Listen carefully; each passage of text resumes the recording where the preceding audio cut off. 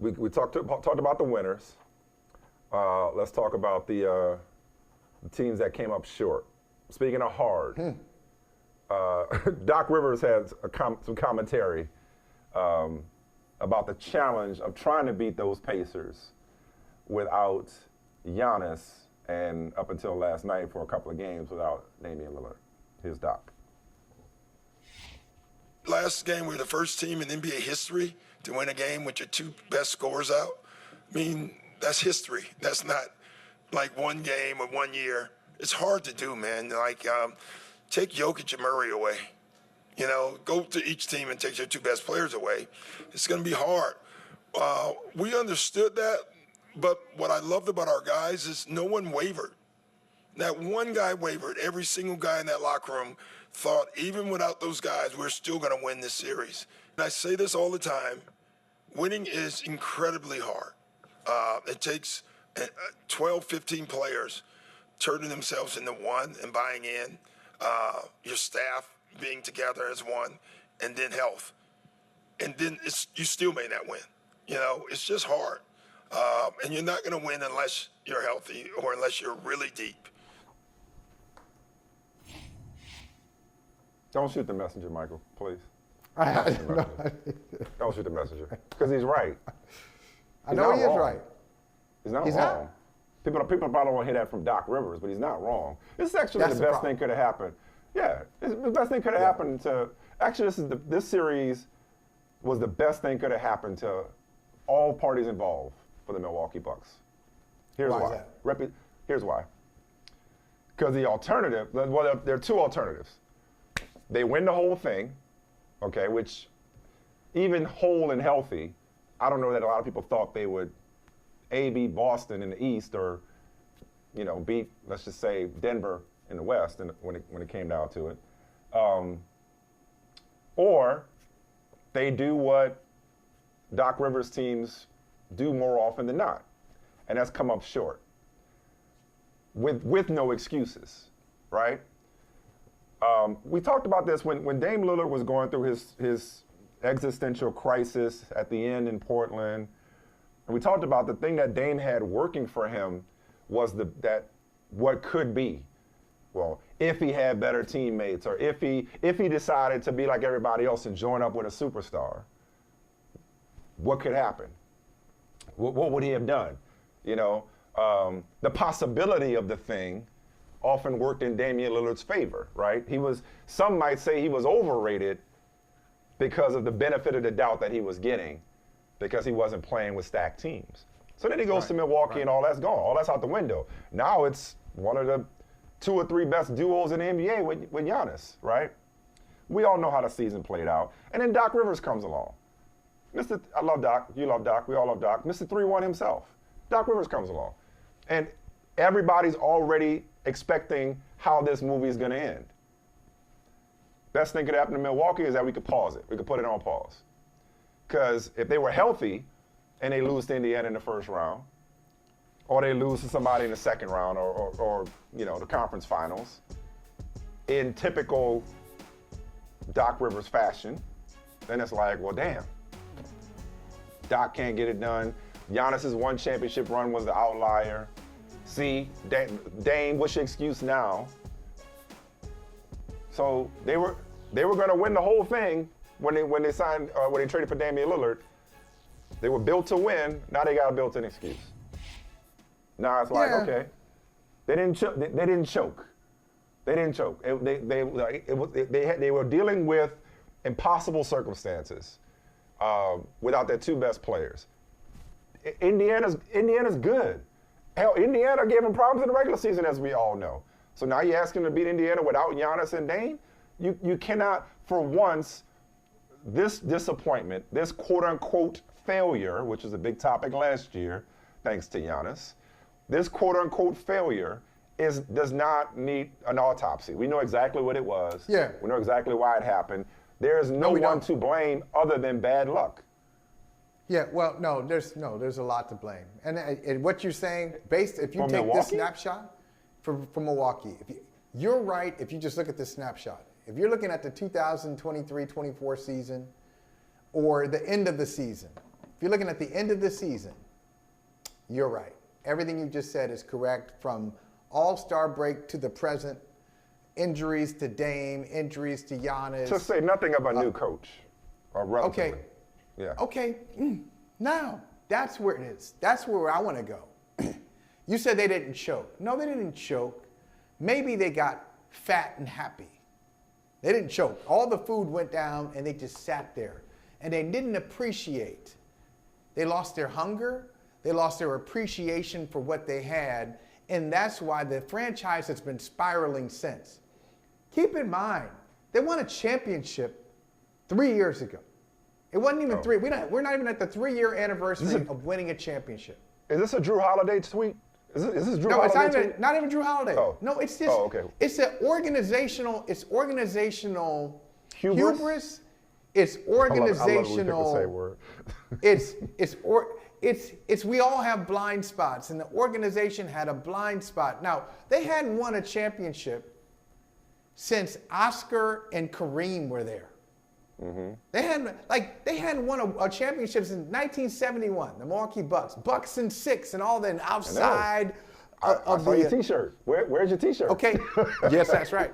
You still got those? And it's just like great spirit, people in tears. Oh, I'm so glad I got a chance to witness this.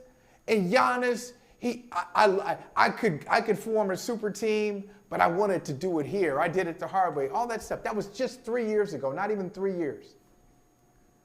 And then they experience a little bit of adversity. They fire Mike Budenholzer. Then at 30-13, fast forward, they fire Adrian Griffin. And now you have Doc, and they probably can't wait to fire him too.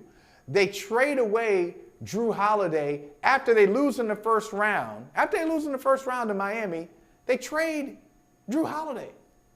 Mm-hmm. Okay, what does that have to do with anything? So they're just panicky. They're panicky. They don't have any vision. So where the people have no vision, they will perish. They perish. And that's the problem. Oh, I knew you were going there. That is the problem. Okay. That is the problem with the Milwaukee Bucks. They lack vision. But let me tell you lack conviction. Yeah. And you know so, what they lack? It's over, man. It's over. But Mike, okay, that's just easy. That was a good word. I appreciate your conviction. But that's also convenient. That's real easy to say when they lost with Giannis in street clothes, when Dame missed the previous 2 games against a team that you just said it might go to the conference finals, that beat them in the regular season, that gave them issues in the regular season, beat them a bunch of times. So they were going nowhere. We don't know what could have been. This is convenient we don't too. Know. In the multiverse where Giannis is healthy and Dame is healthy, we don't know what could have been. Yes, we do. Yes, we do. See, this is what happened. You said this is the best thing that happened. You spoke a word. Right. You said the best thing that could happen. Exactly. The best thing can always happen say we don't know what could have happened. Same as Michael Jordan retiring in the middle of his career. Michael Jordan would have won 9 straight championships if he ain't retired. We don't know if he would have or not.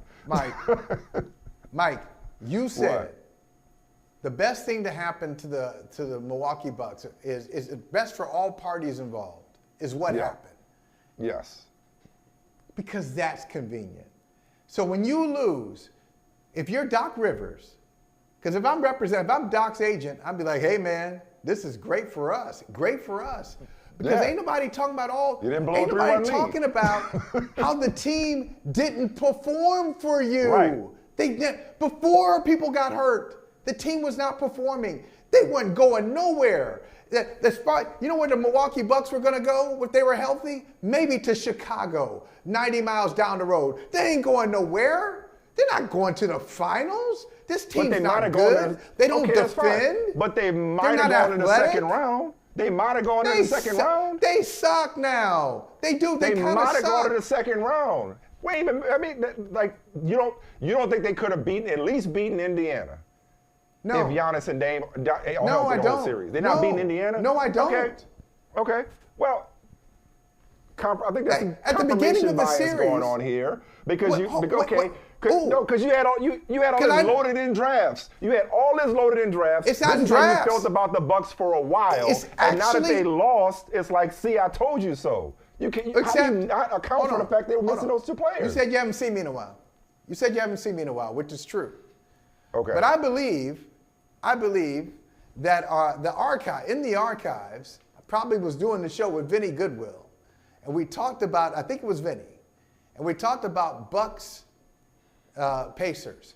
And I said I like the Pacers. Before everybody got hurt, I like the Pacers. We're talking about the Milwaukee Bucks. I said they're a 3 seed, and we talk about them like they're a 7 or 8 seed. I got no love for this version of the Milwaukee Bucks. They're done. It's over. So Doc is right that winning a championship teams are fragile, and the Bucks didn't recognize that. Once you have it, you try to keep it together as much as you can. You try to figure out where some of the cracks are. And you kind of like it's like grout. Okay, you got to put the grout in to keep the major pieces together. I'm talking some construction for all y'all who know construction. All right, so you got to have that to keep it all together. But the Bucks didn't. They thought, hey, we won the championship. We got Giannis. We can just blow out the coach, and we can move Drew Holiday, and we can move Grayson Allen. We can do all this stuff, and it's the same. It's not the same. They missed their window. Their window closed. They're done. Well, speaking of archives, I feel like I didn't think it was fair, but as we know, especially in this league, deserves got nothing to do with it. I didn't think it was fair for Budenholzer to be fired last year when Giannis was hurt. When Giannis was hurt in the first round last year, I didn't think it was fair for him to be fired. But I without being a contortionist and bending over backwards to make excuses, I hear you. You're saying that it didn't matter whether Giannis was hurt or Dame was hurt for several games. This team was fatally flawed, and this outcome was inevitable.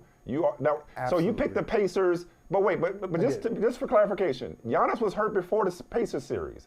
So if Giannis had been healthy, you would have picked the Pacers. If the Bucks were fully healthy, you're saying you would have picked the Pacers. Okay, Pacers are better. I'll accept your representation on that. They're better. But they're better than the Bucks. Okay. Fully healthy. Again, I'm not fully trying to healthy, discredit. they're better. That's fair, and I think it's you're in a privileged position to learn a thing or two. When you can, it's not hard to pick the Bucks or pick the Pacers. I know you think that they're better, but pick the Pacers going into a series where Giannis is hurt, and then after a series in which Giannis missed it and Damian Lillard missed several games to be like, I told you so. It's like, all I'm saying is you can't dismiss, Michael. You just can't dismiss that they were missing their 2 best players. That's all. I'll give you that. Okay. I know you had bear with me. You said earlier, you got a bunch of stats. Some stats? Yeah, what you got? I'm just going to give you this one. All right. Don't you think 45 games is a pretty good sample size? That's a decent 45 sample size. games. That's 21 and 24. The Bucks are 21 and 24 with Doc Rivers. With Doc Rivers as coach? 21 and 24. They're not good. They're not a good team. That's fine. They got a great player. So can I just break them down? Can I break them down respectfully? Break them down. Break them down so it could forever consistently be broke. All right. Go ahead. They've got one of the greatest players in the history of the game in Giannis. That's what they have. They do. Absolutely. One of the greatest players in the history of the game. They've got one of the most brilliant scorers in basketball history in Dame Lillard, who is also one of the worst defensive players I've ever seen at any position. He's a bad defender. He's not below average. He ain't that bad. Yes, he is. Yes, he is. He's a bad defender. Really? So they have another score. He's one of the worst you've ever seen. Yes. Yes. That bad? He don't play D. Dame don't play D. That D is for Dame. D is only for Dame. Worst you've ever seen. Bro, you've seen a lot of players is all I'm saying. Yes. He's bad. He's bad. So now you see a theme here. And then Chris Middleton, who's also another good scorer, not athletic, and doesn't play defense. So if you take away, they lack.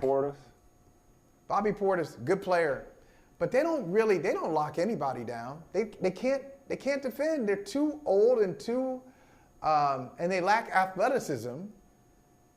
and energy to do what Doc is asking them to do, and he knows it. And their best defensive player, Pat Beverly, is small. Oh, It's funny, he keeps doing the too small thing to other people. Look, He's small in more ways than one. Yeah, thank you. We'll get to him in a moment. We'll get to him in a moment. So that is. So in other words, you reject my premise. Yes. Like, that it is no excuse. Like, basically, all this did was expedite the inevitable. That the Pacers just put them out of their misery, and they spared them the indignity of underachieving, more so than they already had. Is that what you're saying, in more or less, in summary? They're so done. Look at these guys. Look at these guys. You want to talk about building a team? Like the league keeps going, and this is what franchises need to understand when they have a little bit of success. Just having your great player is not going to give you a gateway to the conference finals or the NBA finals. You look at the Milwaukee Bucks. That's the lesson. You look at the Milwaukee Bucks now, and I know it's a different conference. I'm just saying, like, how teams have. Look what's happened in the last 3 years since they won the championship. You win that championship, you try your best to improve the team or do whatever you can to keep that thing together, because we weren't talking about Oklahoma City 3 years ago. We weren't talking about Minnesota 3 years ago. Boston, even though they had Jaylen Brown and Jason Tatum, Boston has changed in the last 3 years with their personnel. You gotta keep improving. You gotta just keep thinking ahead of the crowd, or you wind up like the Milwaukee Bucks. Well, wait a second. No, wait a minute. No, that's exactly what they've done. They've been anything but complacent. Okay, maybe I'm just not hearing you right. Maybe this is me. No, you're hearing me right. I'm the problem. Maybe I'm the problem. You're not the problem. They've made bad decisions. They haven't been complacent, but they made bad decisions. Okay, got you. All right, thank you for clarifying that. Right, okay. Hey, thank you for watching Brother from Another. If you haven't hit that subscribe button, go ahead and do that now. Don't forget, you can catch us 3 to 4 weekdays on PeacockTV.com and on Sirius XM Channel 85.